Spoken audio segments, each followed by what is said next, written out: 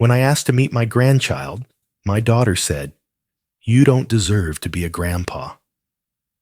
When my daughter told me, "You don't deserve to be a grandpa," I didn't cry. I didn't argue. I just stood there, holding the little stuffed bear I bought for my grandson, the same one I once promised her and never gave. 2 weeks later, I ended up in the hospital, bleeding internally from a long-neglected stomach condition. The nurse said I had one emergency contact, just one. It was her. She came, but not for me. She came because she's a doctor, and I was a patient. Her voice was clinical, her eyes colder than the IV running into my arm. But here's the part that might make you pause. The only reason I got to meet my grandson was because he found an old voicemail I'd left, one I didn't even remember sending. It wasn't a plea. It wasn't a speech. Just 7 words. "I hope you never feel forgotten, buddy." What happened next will shatter you and maybe stitch you back together. This isn't a story about a perfect family reunion. It's about pain that lingers for decades, wounds that become inheritance, and the kind of redemption that doesn't come wrapped in forgiveness, but in showing up, one awkward moment at a time. If you've ever been told you're too late, that you don't deserve a second chance, then listen closely. Because this story isn't just about me. It's about every father who broke something and dared to pick up the pieces. Before we begin, make sure you stay with me until the end. You'll want to see how a broken man learned to be a grandfather without asking for permission. My name is Frank Mallory, and I'm 56 years old. I used to think I understood what it meant to be a father. I used to think paying bills, keeping food on the table, and showing up once in a while meant I was doing enough. I used to think that showing love was optional, that kids would just get over it. That was before I lost my daughter. Back in the 90s, I worked on oil rigs, gone 3-4 weeks at a time. My wife, Teresa, held the fort at home, and Emily, our only child, grew up learning to wave goodbye more often than hello. She was 8 when things unraveled for good. It was her birthday. She wanted a princess cake, purple icing, candles shaped like animals. I came home late, already 3 beers deep. Teresa warned me, "Don't ruin this day." But I was already irritated. Traffic, work stress.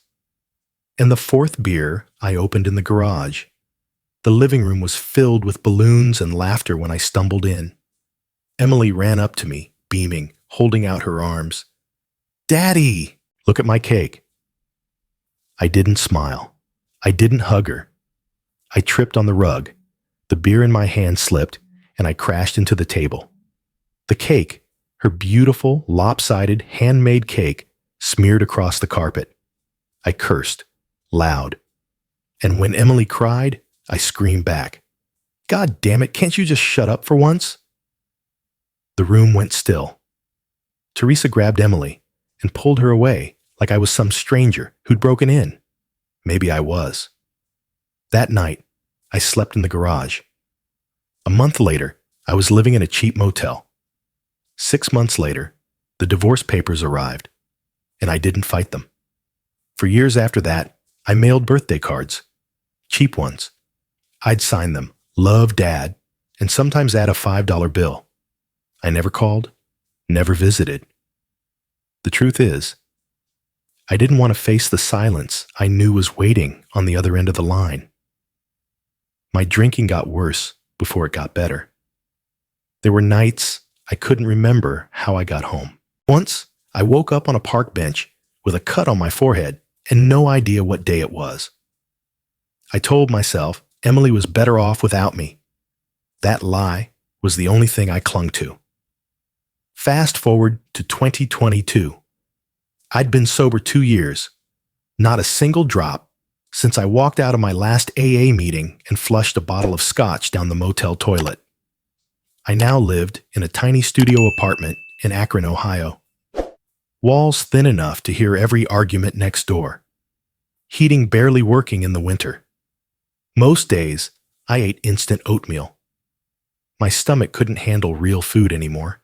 Years of whiskey had done damage I couldn't take back. Acid reflux, ulcers. Doctors told me to avoid stress. As if regret wasn't already a full-time job, I muttered once.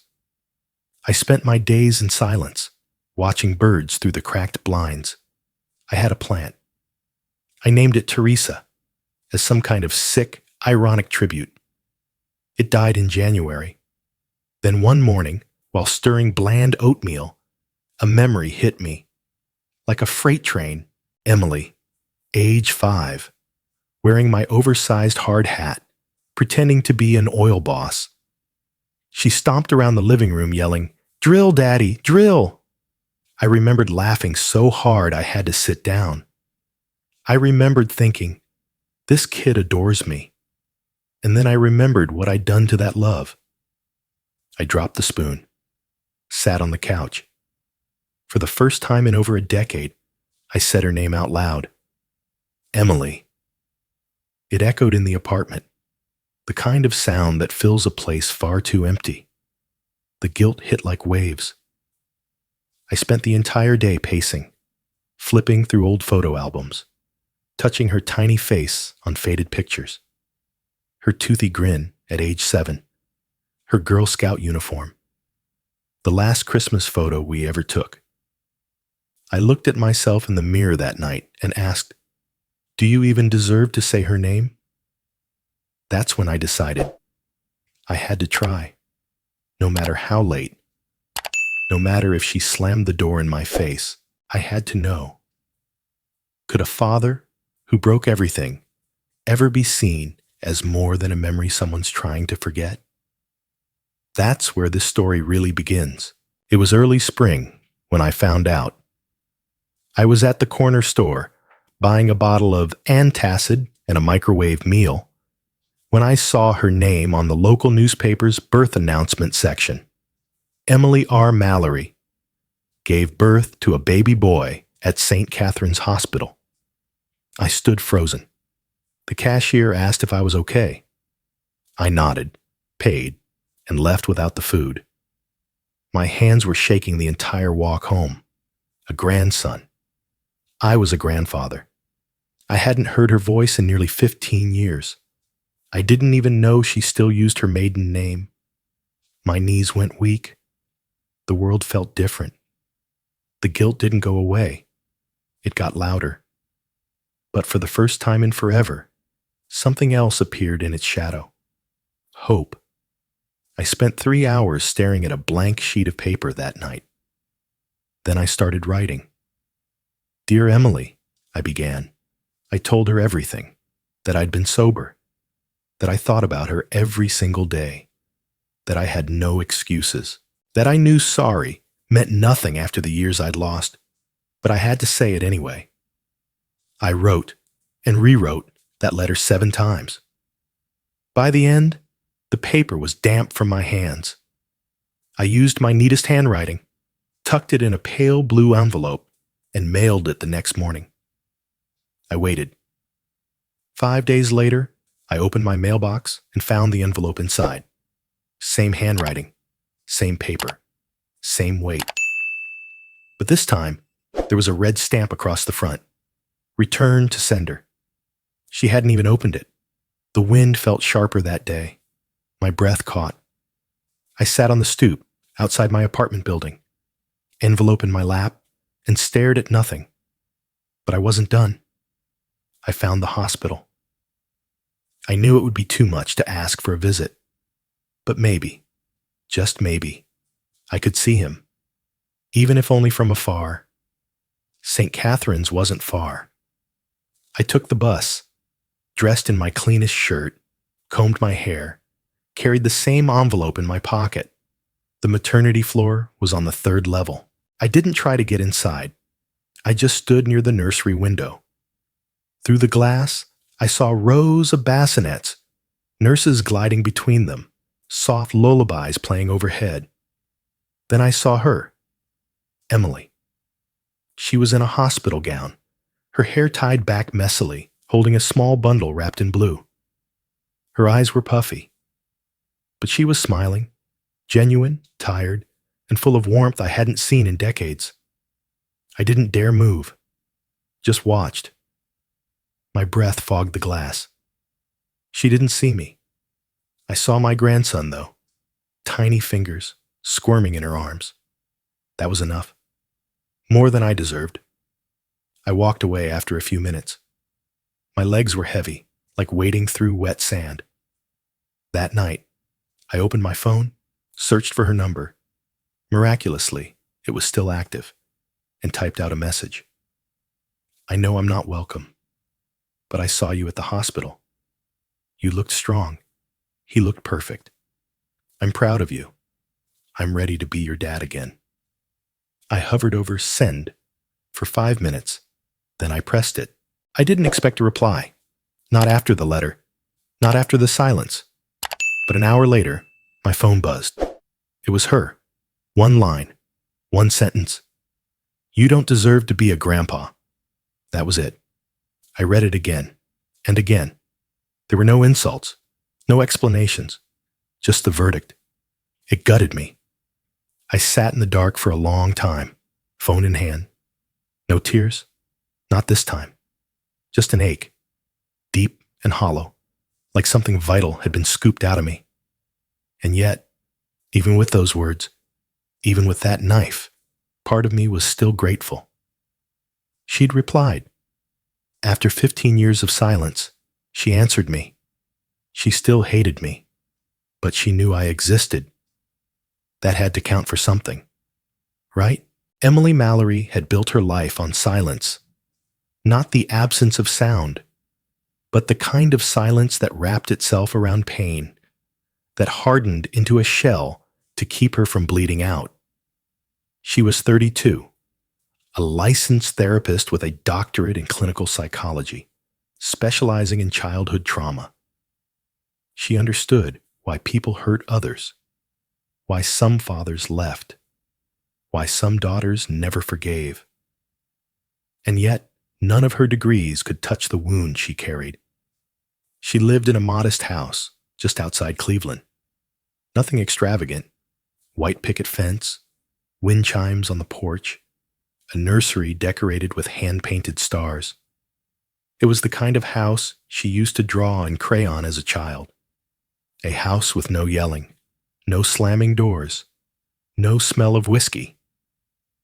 Her son, Theo, had just turned 3 weeks old. Emily kept a journal by her bed, not for clinical notes, but for herself. Some pages were letters she'd never send. Others were drawings from her childhood, crude stick figures of a smiling girl and her mom. The father was often missing or scribbled out in angry lines. One entry read, "My father exists like a shadow, always there, never warm." She remembered Christmas when she was 7. Snow was falling in fat flakes, clinging to the windows like cotton. Her mother, Teresa, had decorated the house with old tinsel and the same dusty wreath they'd used every year. Emily sat on the couch in her best red dress, holding a landline phone in her lap, staring at it like it might grow legs and call itself. "He said he'd call," Emily whispered. Teresa didn't look up from the sink. She was washing dishes that didn't need washing. "I know, sweetheart." Emily waited. The call never came. Later that night, she found her mom sitting on the edge of her bed, silent tears slipping down her face. Emily never asked about her father again. Years passed. She stopped wondering where he lived. She stopped hoping he'd show up at her school play. She stopped checking the mailbox for birthday cards. But on her 17th birthday, something cracked. She was working late at the campus library, shelving books in the psychology section. There, tucked between titles on parental neglect and generational trauma, was a phone she hadn't used in years. Her fingers moved without permission. She dialed his number. It rang twice. Then a click. Yeah? Dad? Her voice broke halfway through the word. There was a pause. A chair squeaked in the background. Emily? She exhaled. I just wanted to. Maybe we could. He cut her off. Sweetheart, can this wait? I'm in the middle of something important. She froze. Oh. Yeah, sure. Sorry. All right. I'll call you later, okay? Click. He never did. Emily stared at the screen for a long time. Then she deleted the number. That was the last time she reached out.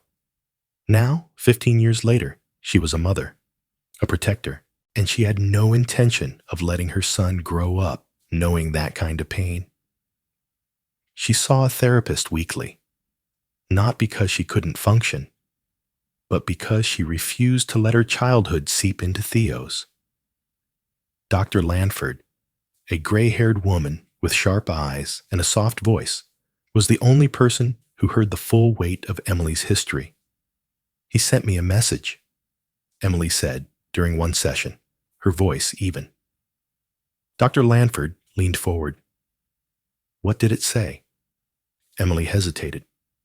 He saw me at the hospital, said he's ready to be my dad again. And how do you feel about that? I wanted to throw my phone in the trash.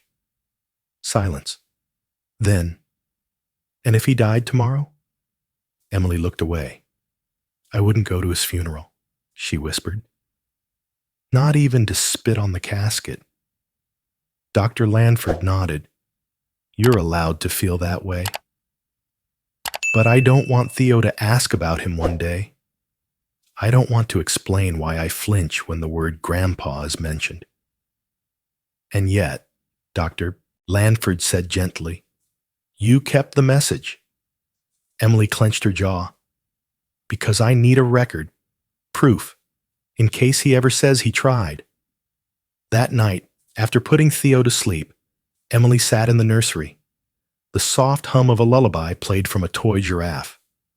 She looked at her son, his tiny hands curled into fists, and wondered what he'd think of her silence one day. Would he hate her for denying him a grandfather? Would he thank her? She didn't know. All she knew was that shadows didn't deserve to step into the light just because they asked. Her phone buzzed again. Another message. This time, shorter. I know I failed, but I'd give anything for a second chance. She didn't reply. Instead, she opened a drawer, pulled out a shoebox, and took out the old birthday cards he used to send. Some still had money inside, crisp bills untouched. She flipped through them like artifacts, souvenirs of someone who showed up just enough to be remembered but never enough to matter. Her fingers paused on one envelope. The return address. Same handwriting. She grabbed a pen and scrawled something on the back. Memories don't go away just because you do. Then she tossed it in the trash. Frank sat in the back of the community center every Tuesday night, surrounded by stale coffee, flickering fluorescent lights, and stories that all sounded a little too familiar. The chairs were metal, cold even in spring, and the room smelled faintly of bleach and regret. The circle of men and women shifted uneasily when it was his turn to speak. My name's Frank, he said, voice low, and I'm an alcoholic. There was a murmured chorus of, Hi, Frank, followed by silence. I didn't drink today, he continued, but I still don't sleep. Not really, not since I saw my daughter again. Sort of. A few heads nodded. I think I'm the reason she doesn't trust men. Hell, I might be the reason she became a psychologist. Maybe trying to fix people like me. He chuckled bitterly. I yelled at her once. She was 7. I ruined her birthday cake, then told her to shut up when she cried. I didn't even remember that until a week ago. Now I can't stop seeing it." He paused. "I keep telling myself I've changed. But if I have, and she still wants nothing to do with me, what's the point of all this?" A woman across the circle, maybe mid-30s, nodded slowly. "The point is that you're not doing it for her. You're doing it so you don't break anyone else." Frank didn't respond. But that night, he went home and pulled out an old notebook. He started writing. Not letters, not apologies, just memories. Page after page of his worst moments, each one a brick he'd used to build the wall between him and his daughter. He wrote about the time he missed her kindergarten graduation because he was too hungover. The Christmas he mailed her a gift without realizing the batteries were leaking acid inside the box. The voicemail he left during her high school finals, slurring words, asking for money. He didn't plan to show anyone, especially not her. But he needed to look his demons in the eye, needed to see the full shape of what he'd done, not just the parts he was ready to admit. One morning, after a week of rain, Frank walked into a thrift store near his apartment. Rows of stuffed animals lined the back shelf. Faded, forgotten, donated by people who no longer needed them. He picked up a small bear. Brown fur, worn ribbon around its neck. One glass eye scratched, the other missing, but it looked familiar. That's when he remembered. When Emily was 5, she saw a bear just like it in a department store. She clutched it to her chest and asked, "Daddy, can we take him home?" He said yes. They left without it. He'd forgotten until now.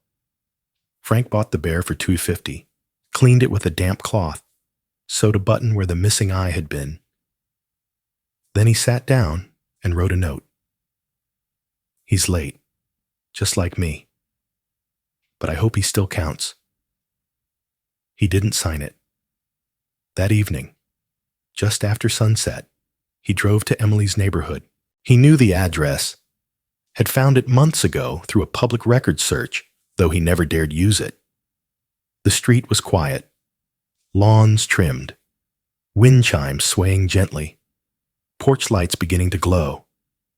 He walked up to the door. No knocking. No ringing. He placed the bear at the foot of the steps, tucked the note beneath its paw, and left. Back in his car, Frank sat for a moment, watching the house through the rearview mirror. Just enough to see the porch light flicker on. Then he drove off. He didn't know what would happen next. Maybe she'd throw it away. Maybe her dog would chew it up. Maybe she'd never even see it. But he'd kept a promise, even if it came 2 decades too late. And somehow that mattered. At home, he sat in his chair, the old notebook in his lap. He flipped to a fresh page and wrote, "Today, I gave something I once promised. It was small, but it wasn't empty." He closed the book and stared at the wall, the silence pressing in. Somewhere, not far away, his daughter might be holding a bear she once loved and never had. He didn't know if that would change anything, but for the first time in years, he didn't feel entirely invisible. The bear was gone the next morning. Frank returned to the neighborhood, just to drive by, and the porch was empty. No stuffed animal, no note, no trace he'd ever been there. For a moment, he let himself believe she'd taken it inside. Maybe even read the message.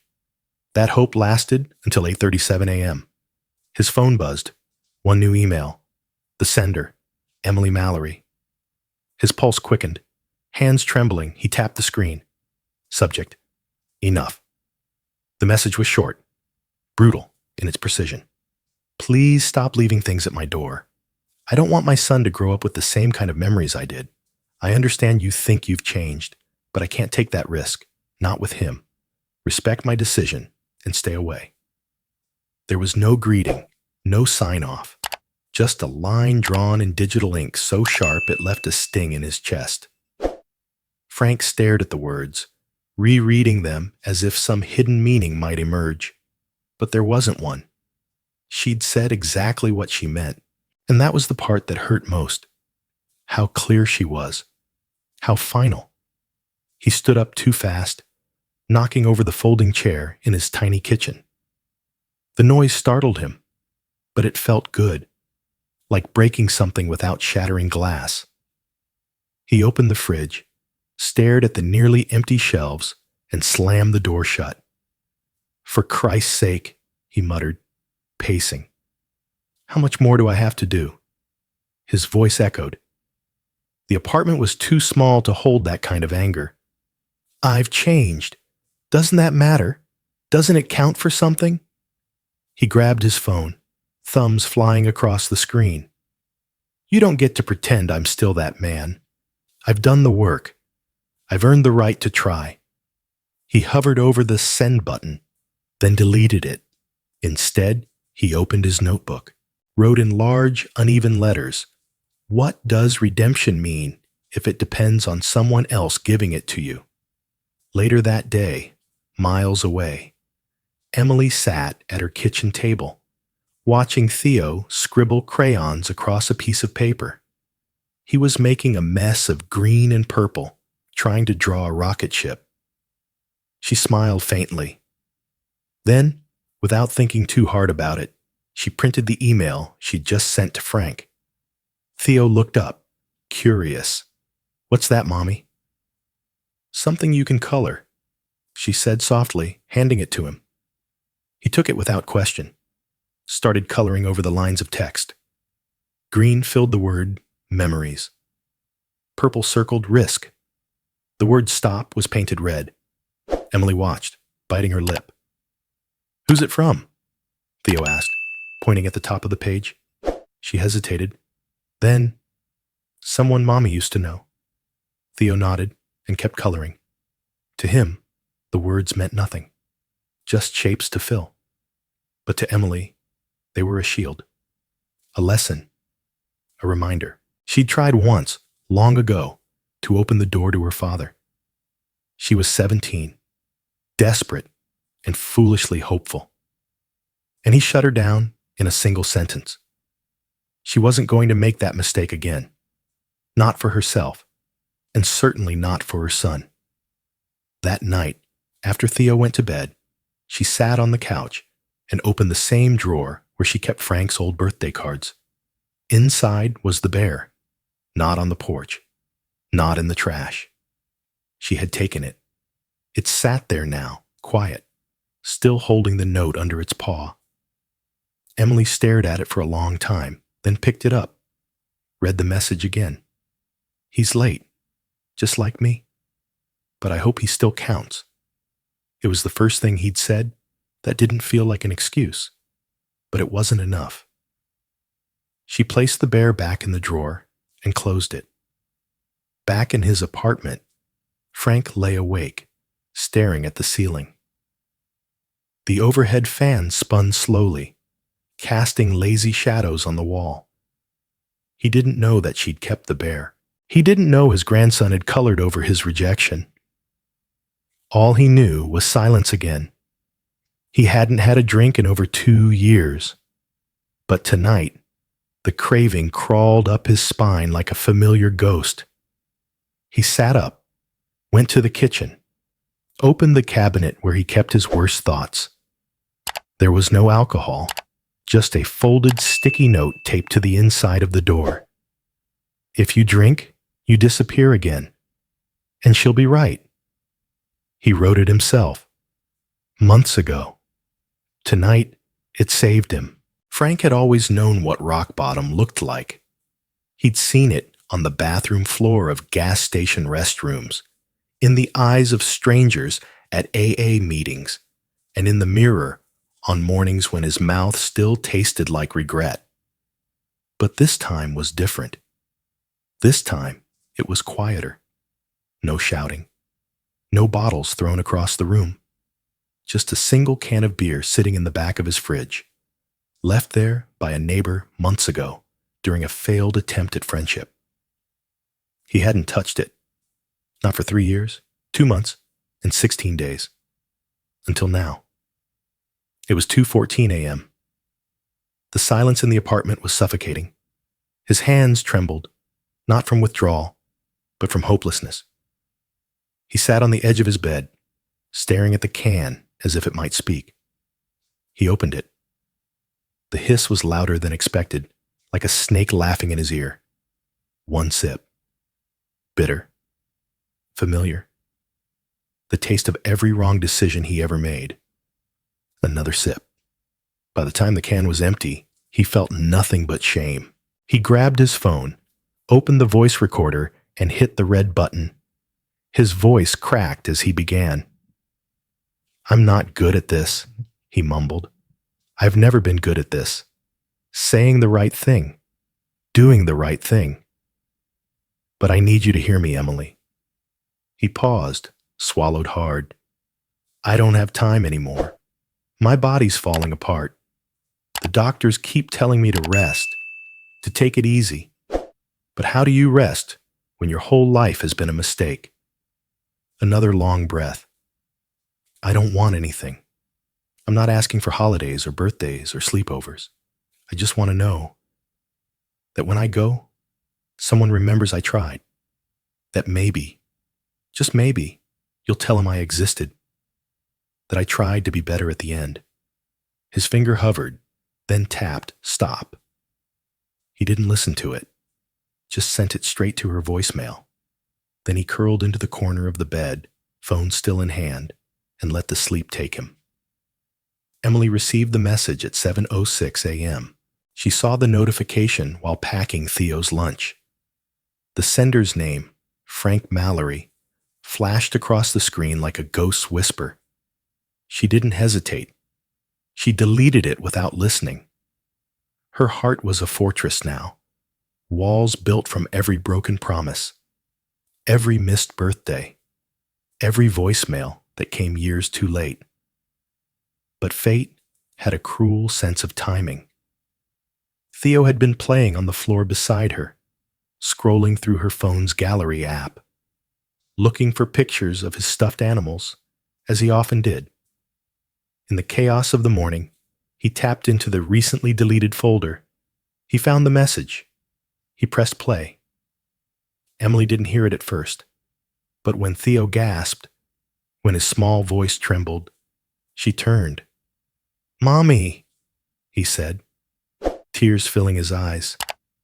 "Is Grandpa dying?" The phone slipped from his hands. Emily snatched it up, heart pounding. The message had played in full. Her stomach dropped. Theo's face crumpled. "Why didn't you tell me he was sick? Is he going to die before I meet him?" Emily froze. Her fortress cracked, not because of Frank, but because of her son.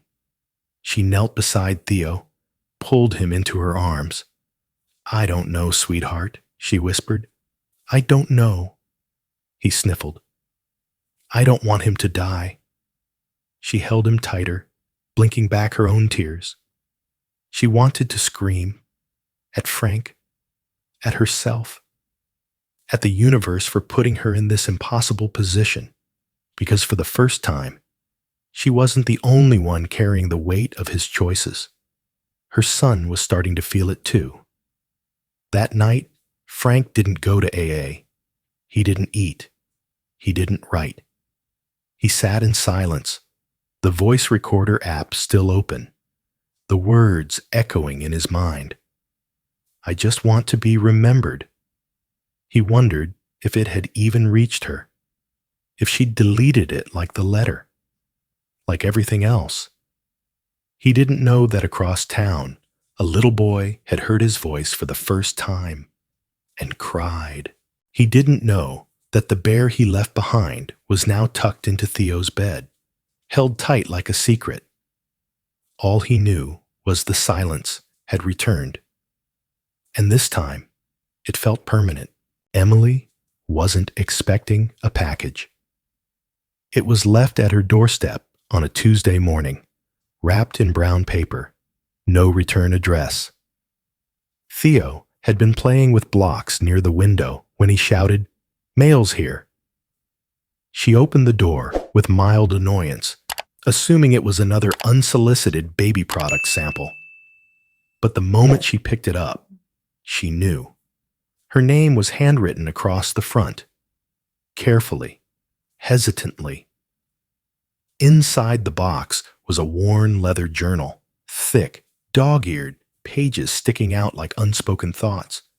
A smaller envelope lay on top, sealed with tape. She hesitated, then opened it. The note inside was short. "This isn't for guilt. It's for truth. F." She closed the door, told Theo to keep building his spaceship, then sat at the kitchen table, the journal in her hands like a heartbeat. She didn't want to read it. She didn't want to know what he'd written. But her fingers betrayed her. The first page was dated nearly 2 years ago. Day 1. I've been sober for 6 hours. I already miss the numbness. She flipped forward. Day 8. I saw a little girl in the park today. She wore pink boots and held her dad's hand. I couldn't breathe. Page after page, his handwriting wobbled between clarity and chaos. Some pages were just scribbles. Others were vivid scenes from a life she'd long tried to erase.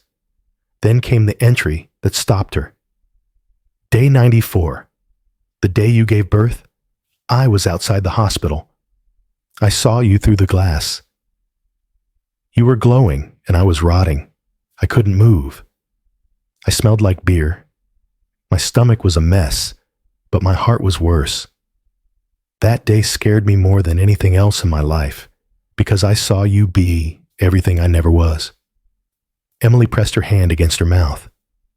She hadn't cried in years. Not over him. She turned another page. Day 147. I found the bear you loved when you were 5. The one I promised and forgot.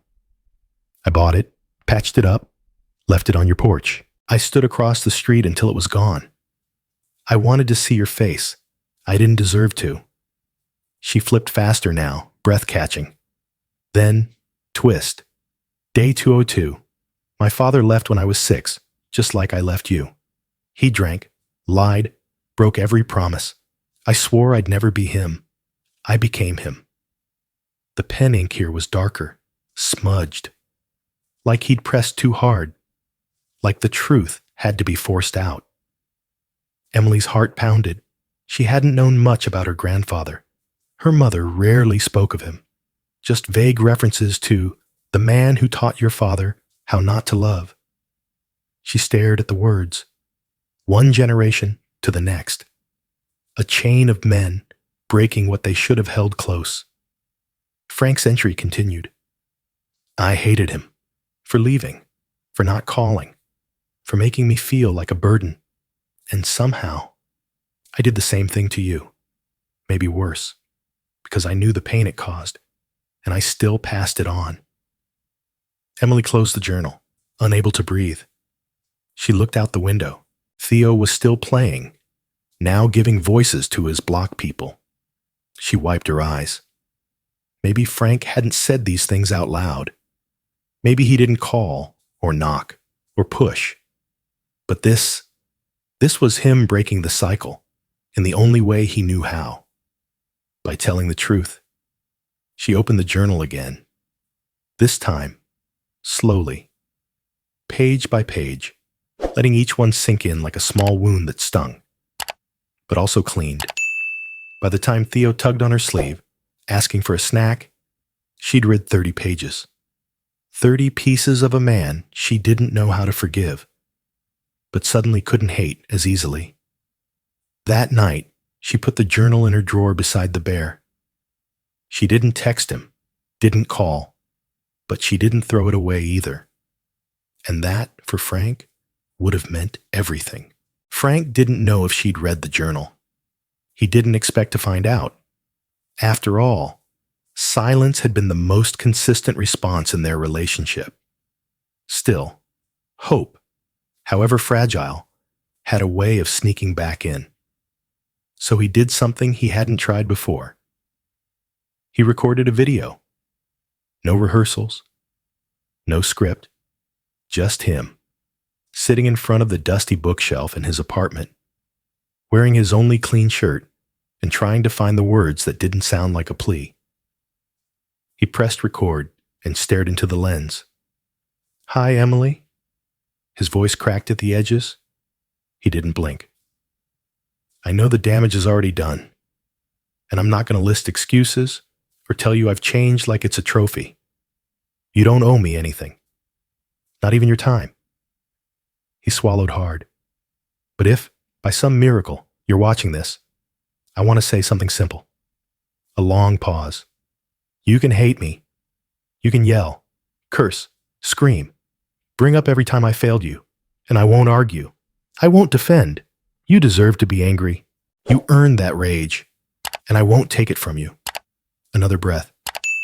"But if there's a voice inside you, even a whisper, that wants to talk, just once, then please, call me."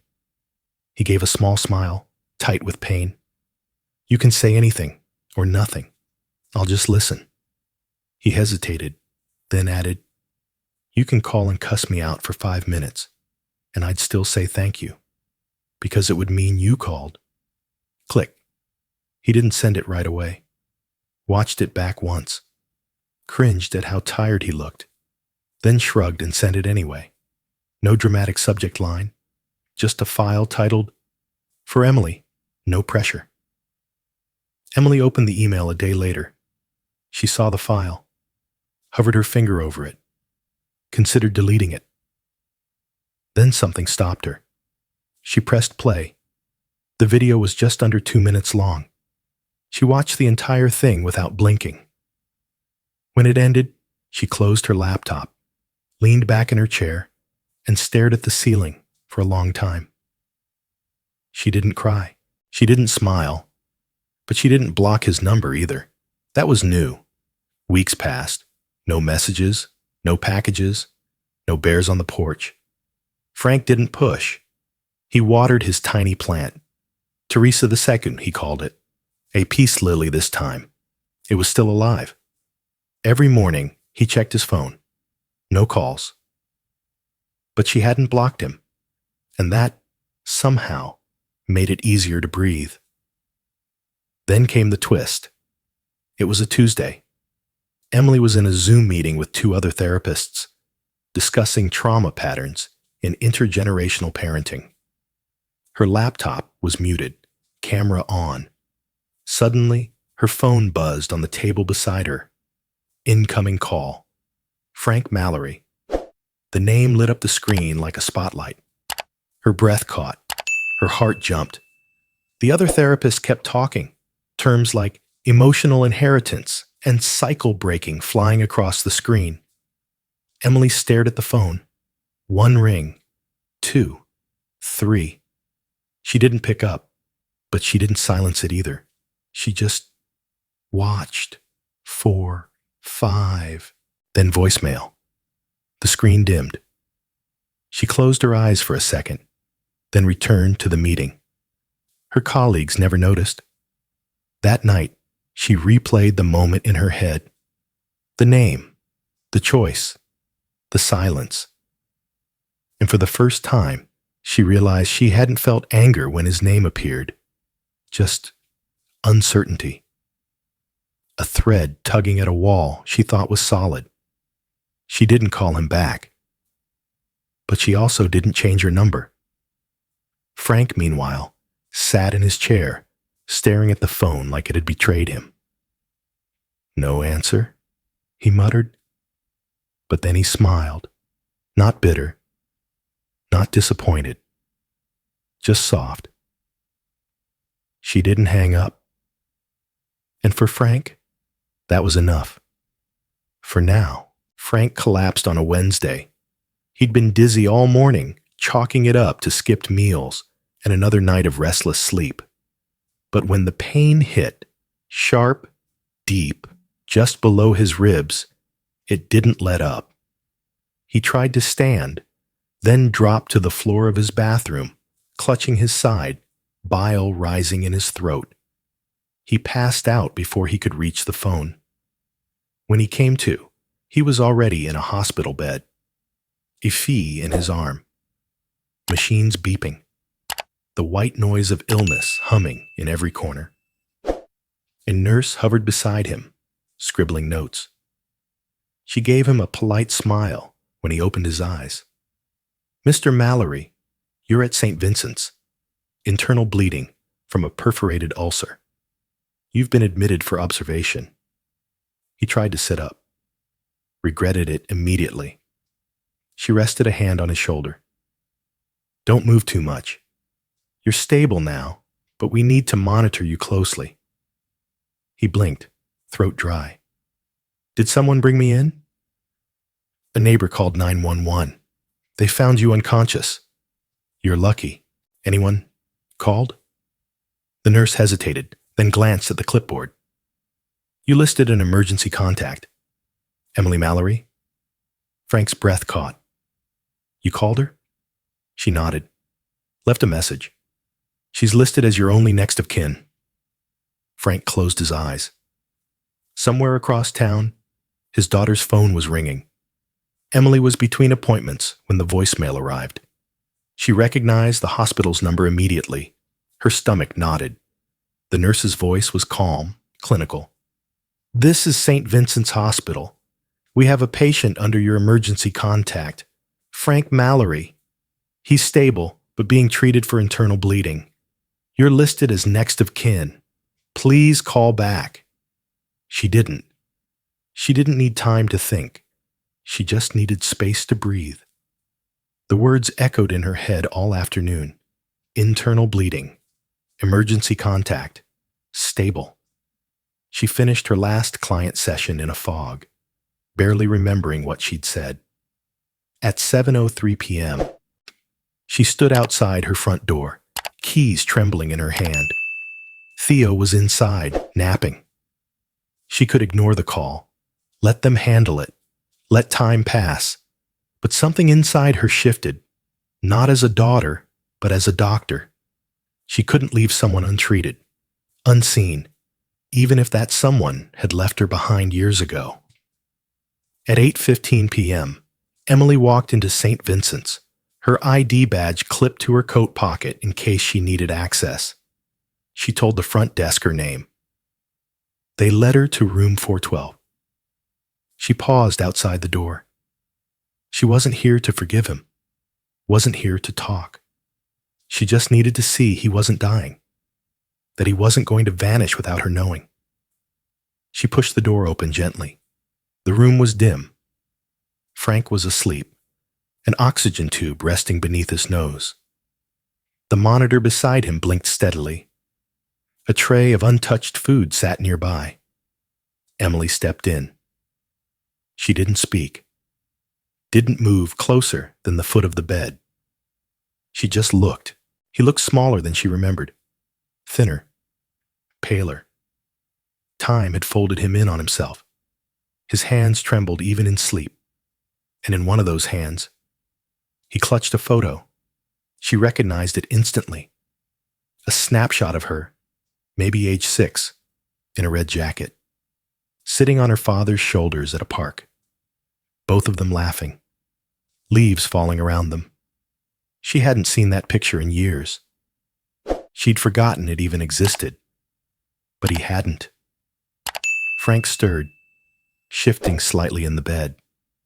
The photo slipped from his fingers and fluttered to the floor. Emily bent down slowly, picked it up, and stared. For a second, something unspoken passed through her. Not forgiveness, not love, but memory. A flicker of what once was, of what could have been. She placed the photo gently on the bedside table, then left the room. She didn't leave a note, didn't touch his hand, didn't wait for him to wake. But she came. And Frank would remember that more than anything. Emily didn't cry at the hospital, not when she saw her father asleep, frail and thin. Not when she saw the photo he clutched, like a lifeline to a version of himself he hadn't been in decades. But later, alone in her car, with the door shut and the city humming around her, she let the first tear fall. She gripped the steering wheel until her knuckles turned white. The engine was off, but her mind ran laps around itself. She'd come prepared to feel nothing, to confirm he was alive and go home untouched. But seeing him with that picture, her picture, shook something loose. A memory, a question, a wound that had never healed properly. She wiped her eyes and drove home in silence. Theo was already in bed when she got back. His babysitter, a college student named Rachel, smiled from the couch. "Everything okay?" she asked gently. Emily nodded. "Thanks for staying late." "No problem. He was an angel. Gave his teddy bear a full checkup with a toy stethoscope." Emily's heart paused. "The bear?" she asked. Rachel nodded. "The old one you said not to throw out. He found it in the laundry room. It's his favorite now." After Rachel left, Emily stood in Theo's doorway, watching her son sleep. The bear was tucked beneath his arm. Same brown fur. Same worn ribbon. One glass eye. The other, just a button. Frank's bear. A whisper rose in her chest. Fragile. Uninvited. He kept the promise. She sat on the edge of Theo's bed and gently brushed a lock of hair from his forehead. He stirred, eyes fluttering open. "Mommy?" "I'm here," she said softly. He yawned, cuddling the bear closer. "Did you go to the hospital?" Emily hesitated. "Yes." "Was Grandpa there?" Another pause. "Yes." "Is he sick?" "Yes, but he's getting better." Theo looked at her, eyes wide and honest in that way only children could be. "Why don't we see him?" Emily felt the question pierce her. She could give him the truth. The years of absence, the broken promises, the voicemail that came too late. But none of that would fit into a sentence a 4-year-old could hold. So instead, she asked a question of her own. "Would you want to meet him?" Theo tilted his head, thought carefully. "Is he the one who gave me the bear?" Emily blinked. "Yes." "Then I want to say thank you." Her heart broke in silence. There were no dramatic strings, no swelling music. Just a child who'd been loved in the smallest way and wanted to love back. Emily tucked the blanket tighter around him, kissed his forehead. "Okay," she whispered. "Maybe one day soon." The next morning, Emily didn't check her email. She didn't call Frank. But she did pull out his journal again and flip to a page she hadn't yet read. Day 311. Some days I wake up and forget she hates me. For a second, I think I'll hear her voice. Then I remember the silence. But that second is the best part of my day. She closed the journal, walked to the kitchen, boiled water for tea, and sat in the sunlight with the bear beside her. Across town, Frank was being discharged from the hospital.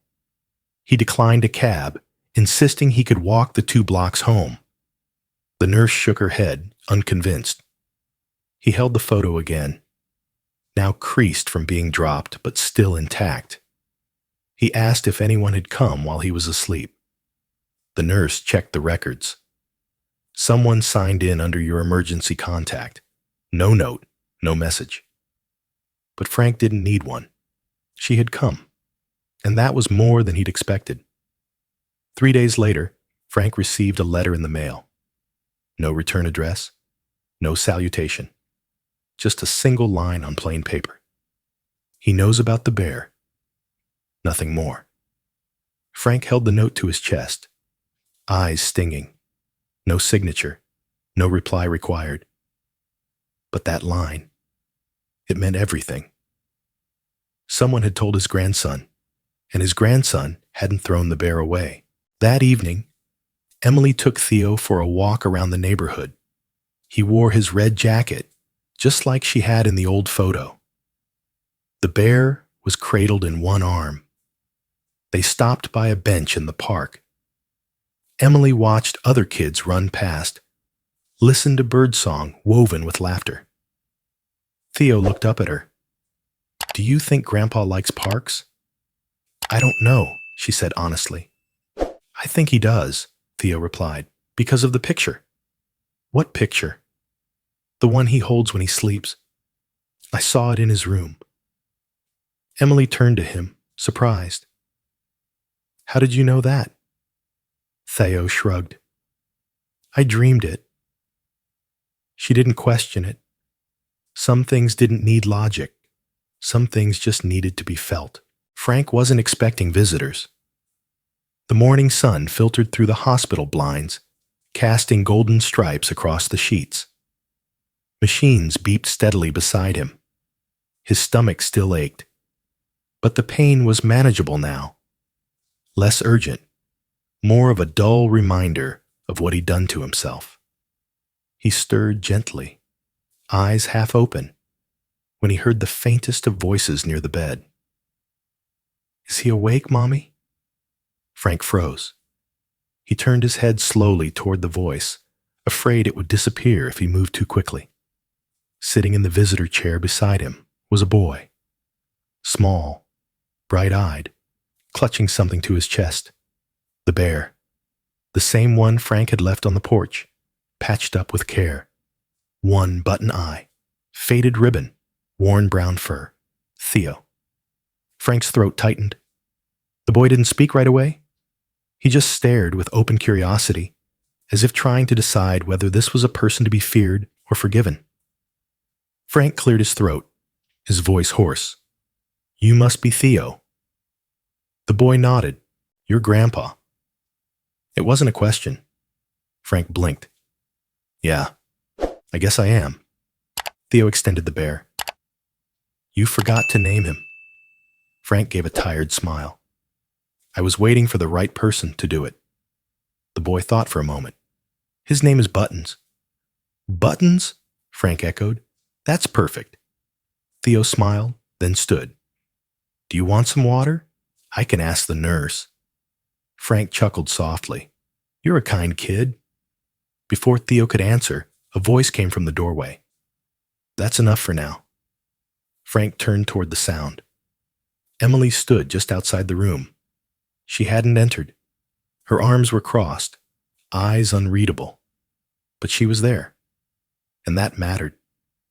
Theo looked between them, sensing something he couldn't name. Emily walked forward 2 steps, just close enough to gently take her son's hand.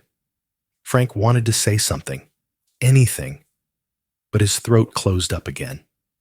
Emily crouched down beside Theo. "Say goodbye to Grandpa." "Can he come with us?" Theo asked. "Not today," she said gently. Theo nodded, then turned to Frank. "Thank you for Buttons." Frank reached out and tousled the boy's hair, carefully, reverently. "You're welcome, buddy." Theo followed his mom to the door, then paused and waved. Frank waved back. Emily stayed behind. For a moment, the room was silent. Then she took a step closer.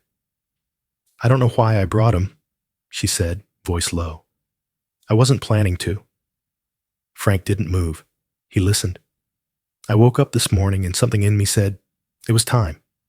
He nodded slowly. "I know this doesn't change anything," he said. "But, thank you." Emily's jaw tightened. "You don't get to say thank you like we're even." "I know," he said. "We're not."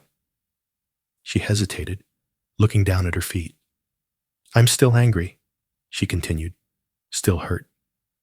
"Some nights I wake up with dreams that make me feel 6 years old again, sitting by the phone, waiting." Frank's eyes closed for a moment, the words hitting like waves. "You have every right to be," he whispered. "And I don't forgive you," she said. He nodded. "But," she added, and the word hung in the air like a lifeline, "if you're still alive by Sunday, you can come for dinner." Frank looked up, stunned. Her gaze met his, steady and uncertain all at once. "Not as a father," she clarified. "Not yet." He nodded again, lips pressed tightly together to keep the emotion at bay. "But Theo wants to see you," she finished. "And maybe I want to see how much you really meant what you wrote." She turned to leave, then stopped at the doorway. "And wear a clean shirt," she said. "He's big on appearances." Frank almost laughed. Almost. Instead, he said the only thing he could manage. "I'll be there." Emily walked out. That night, Frank sat in the quiet of his room, replaying every word in his head. He didn't feel absolved, but he didn't feel invisible anymore either. There was something between them now. Not forgiveness, but acknowledgement. A thin, frayed thread of connection. He pulled the photo from his drawer again. Not the one of them laughing in the park.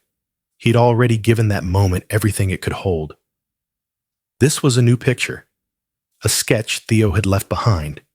Crayon scribbles of a house, a man, a woman, a little boy. And next to the boy, a lopsided bear. Above it, a name written in uneven letters, Buttons. And next to the bear, in stick figure form, a tall man labeled Grandpa. Frank ran a finger over the word. It wasn't spelled right, but it didn't have to be. It was the first time in 30 years someone had called him that, and this time he planned to earn it. Frank didn't show up to Sunday dinner with grand gestures or flowers. He came with a clean shirt, a freshly shaved face, and a container of homemade mashed potatoes, the only recipe he remembered from his mother. He knocked once, waited, and when the door opened, he smiled at Theo first. "Hi, buddy." Theo grinned and held up the bear. "Buttons missed you." Emily stood behind him, arms folded but face neutral. She nodded toward the kitchen. "You're late." "Only by 5 minutes," he said. "You're still late." But she let him in. They ate in quiet, broken only by Theo's chatter about school, space rockets, and how Buttons was going to be an astronaut. Frank didn't try to dominate the conversation. He laughed when appropriate, listened more than he spoke, and helped clear the table afterward. Emily watched him the way someone watches a stranger handle glass, carefully, skeptically, expecting a drop. But he didn't drop anything. Not that night. Not the next. Frank didn't push for more visits. He didn't show up unannounced, didn't ask for holidays or overnight stays. Instead, he wrote postcards to Theo, once a week. Always short, always personal. "Today, I saw a bird with blue wings and thought of your space drawings. Buttons looks like he could use a cape. Should I bring one next time?" Theo started keeping them in a shoebox under his bed, organized by color. Emily never asked him to stop. Sometimes Frank would call, not to beg or apologize, but to ask simple questions. "How's Theo's cough? Did he get the drawing pad I sent? Need anything from the store before I stop by?" Emily didn't call him Dad, but she didn't call him Frank anymore either. Mostly she said he or your grandfather when talking to Theo. But the sharpness was gone. It took weeks before she said his name directly.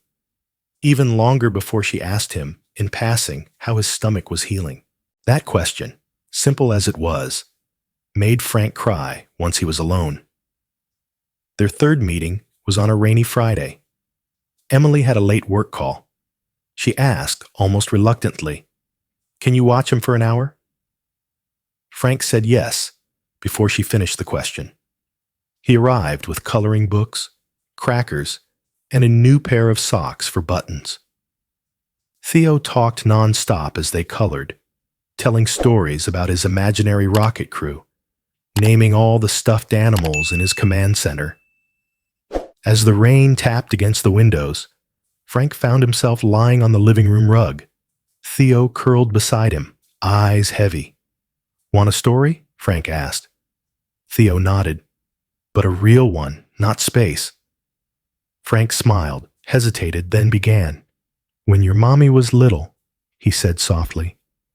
"She used to draw with crayons too, but she didn't like coloring books. She said they made the world too small." Theo giggled sleepily. "Mommy's still bossy." Frank chuckled. "She's smart. And brave. And she used to climb everything. Trees, couches, once, even a mailbox." Theo's eyes drooped further. The bear slipped from his hand. Frank reached down and pulled a blanket over him. By the time Emily got home, Theo was asleep on Frank's chest, one hand resting over his grandfather's heart, the other still holding buttons. Frank looked up as she entered, eyes glassy but calm. Emily didn't speak. She just stood in the doorway for a moment, watching the two of them, watching a scene she never thought she'd allow herself to witness. Then, quietly, she walked over and knelt beside the couch. She took Theo gently from Frank's arms, carried him to bed without a word. When she returned, Frank was standing by the door, coat in hand. "I didn't mean to. It's fine," she said quickly. He paused. "Thank you," he said. She nodded. Before he could open the door, she added softly, "See you next week?" Frank turned. His smile was the kind that came from deep inside, where something broken had finally begun to mend. Wouldn't miss it. That night, Frank sat on his bed, opened his journal, the one he used to fill with shame, and wrote something new. "Tonight, my grandson fell asleep on me. I told him a story about his mother. I didn't ask for forgiveness. I didn't need to. I was just there, and it was enough." He closed the book, turned off the light, and for the first time in years, slept without dreams full of regret. Just quiet. Just peace.